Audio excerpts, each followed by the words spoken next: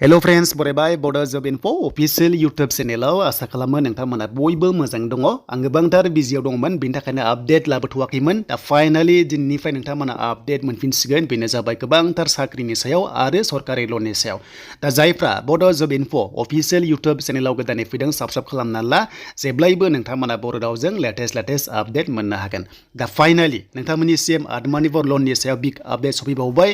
बेनो जाबाय 2.0 लन्च खालामनाय स्किमखौ फिन खनसेबाव नोंथांमोना एप्लाइ खालामनो हासिगोन आरो रांखौ नोंथांमोना मोननो हासिगोन दा सीएम आत्मनिर्भर लन दाखालि 1.0 नोंथांमोना रांखौ मोनबाय गासै 25,000 बेनिफिसियारि मोनबाय आरो 75,000 थालांदों दा बे थालांनायखौ लानानै फिन खनसेबो गोदान पर्टेल लन्च खालामबावबाय बेनो जाबाय बयबो एप्लाइ खालामफिननो हासिगोन जायफ्रा थांनाय बाराव खालामनो हायाखैमोन नोंथांमोना बिग चान्सखौ मोनबावबाय दा बेखौनो जों गुवारै नायगोन आरो बोरै लागोन बा सिलेक्शन प्रसेसा बोरै जागोन बेनि सायाव डिसकास खालामगोन दा फाइनाली जों फैबा अफिसियेल वेबसाइटआव लिंकआ दङ डिसक्रिप्शनाव नोंथांमोना चेक खालामनो हागोन टटेल फार्स्टनियाव रेजिस्टार खालामदोंमोन 2,29,945 आरो टटेल लास्ट फाइनल फर्म साबमिट खालामनाया 1,04,091 खालामदोंमोन नाथाय बेनिफ्राय सिलेक्शन खालामबाय बेनो जाबाय टटेल बेनिफिसियारिनो माने रांखौ होबाय बेनो जाबाय 1 लाख हमना ला फार्स्ट किस्ति 75,000 होदों आरो ट्रेनिं जोबनाय लोगो 25,000 को बिथांमोननो होनाय जागोन दा बेखौ टटेल बेनिफिसियारि रिसिभ खालामबाय 25,000 माने 1 लाखनि आन्दाराव 25,000 मोनग्रोदों बेनिफ्रायसो नेक्स्टआव थालांनाय 75,000 मोनगोन नालाय बेखौ लानानैनो फिन खनसेबा पर्टेलखौ लन्च खालामबाय जाहाथे बयबो मोनफिननो हायो दा 2 लाखनिफ्राय 5 लाखसिम मोनगोन आरो बे जाबाय माखासे केटेगरि दङ नोंथांमोना नैबे सीएम 2.0 नोंथांमोना मोनदों बेखौ लन्च खालामबाय अके स' बे पर्टेला लन्च जाबाय एक्टिभ जाबाय नोंथांमोना दायो एप्लाइ खालामनो हासिगोन बेखायनो नेक्स्ट भिडिअ फैगोन नोंथांमोननि एप्लाइ प्रसेस भिडिअ फैगोन नोंथांमोना नायनो दाबाव दा बेनिफ्राय मबाइलावनो खालामना लानो हागोन नोंथांमोना अनलाइनाव जिखुनु जाया खालामनो हागोन दा जों बेखौ मोनथिबाय दानिया नैबे 2.0 आव नोंथांमोना माबादि अनलाइन खालामनांगौ लास्ट डेटआ माब्ला होनोबा 18 नभेम्बरसिम नोंथांमोना 8 नभेम्बरसिम खालामनो हागोन दायो सोलिगासिनो दङ बेखायनो फार्स्टआव जोङो रेजिस्टार खालामनांगोन बेनिफ्रायसो जोङो फाइनाल एप्लाइ खालामनो हागोन दा बेनि सायाव नेक्स्ट भिडिअ फैगोन नोंथांमोना गासैबो डिटेल्सखौ मोननो हागोन दा नायग्रोदो जे बेयाव सोर मोनगोन बैसो फरायनाया मा नांगौ जों बेखौ नायग्रोनोसै दा लोगोफोर नोंथांमोना बयबो भिडिअखौ शेयार खालाम जाहाथे बयबो मोननो हायो दा जोङो फार्स्टआव जोङो नायनोसै माखासे डिटेल्सखौहाय दा बैसोखौ नांगोन ना दा बैसो गोरोबनांगोन अब्लासो मोननो हागोन स' बेखायनो बैसोआ जोंनिया 28 इयार्सनिफ्रायसो मोनगोन आरो बेनिफ्राय 45 इयार्ससिम मोनगोन दा डेटखौ ओरैबायदि हमदों नोंनि डेटआ गोरोबनांगोन 1 एप्रिल 2024 खौ लानानै नोंनि बैसोआ 28 बोसोरनिफ्राय 45 बोसोरनि गेजेराव थानांगोन होमबासो बे स्किमाव नोंथांमोना मोननो हागोन दा सिम्पल खोथायाव 28 इयार्सनिफ्राय 45 इयार्ससिम नोंथांमोना दङबा बेयाव इलिजिबल जागोन आरो अके माने बांद्राय उन्दैखौबो होआखै आरो बांद्राय बैसोगोराखौबो होआखै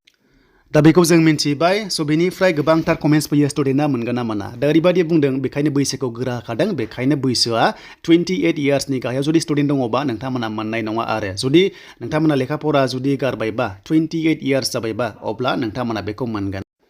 स' दानिया बेखौ मोननोबा बे स्किमखौ मोननोबा लनखौ मोननोबा नोंथांमोना रोंगौथि थानांगोन स्किल थानांगोन होनना बुंदों बा एक्सपिरियेन्स थानांगोन दा बेथ' थाखाय बयनावबो दाउ फिसिनाय अमा फिसिनाय बे जेबो नङा बेनिफ्राय बेंक एकाउन्टआ एक्टिभ थानांगोन माने बाथ्रा जाबाय लिंक थानांगोन आधार कार्डजों मानोना दानि जुगाव डिबिटि हिसाबै फैसा सोयो बेखायनो लिंकआ कम्पालसरि थाथारनांगोन आरो बेनिफ्राय मोनसे बाथ्रा बुंबावदों जायफ्रा लन लादोंमोन सिगाङाव नाथाय लनखौ मोजां सुखुवाखै बा बिथांमोना बाउन्स जागासिनो दङ अब्ला बे स्किमाव मोननाय नङा मानोना सिबिला डाउन जायोबा बेखौ मोननाय नङा आरो स' बेखायनो जायफ्रा कारेन्टलि लन लादों सुखुवाखैबा बेखौ मोननाय नङा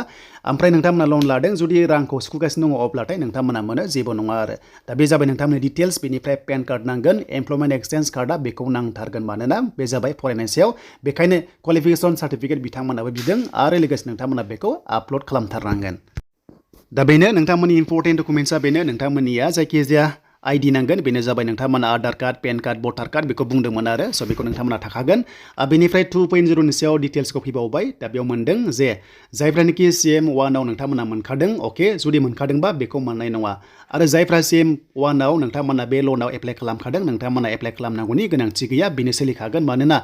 जोंहा बाथ्रा मिन्थिबाय जे 25,000 मोनदों नालाय 75 थालांदों बेखायनो बेयाव नोंथांमोना हाबना दंखायो स' बेखायनो नोंथांमोना गोदान एप्लाइ खालामनाङा आरो अलरेडि जुदि बेनिफिसियारि जाखाबायबा नोंथांमोना नोंथांमोना माने रांखौ मोनखाखाबायबा नैबे CM 1 आवहाय अब्ला नोंथांमोना नैबे सेकेन्डआव मोननो हानाय नङा बे जेबो नङा नोंथांमोना मिथिखाबाय देन जायफ्रा एकदम गोदानथार नोंथांमोना एप्लाइ खालामखायाखै सिगाङावनो अब्ला नोंथांमोना बे स्किमाव एप्लाइ खालामनो हागोन गोरलैयैनो जेबो नङा आरो अके स' नोंथांमोना बेखौ मिन्थिबाय दा गोरलै बाथ्राया बेनो जायफ्रा CM 1 आव दाखालि रां मोनखाबाय फैसा मोनखाबाय बेयाव नट एलिजिबल नाथाय गोदाना एप्लाइ खालामनो हागोन आरो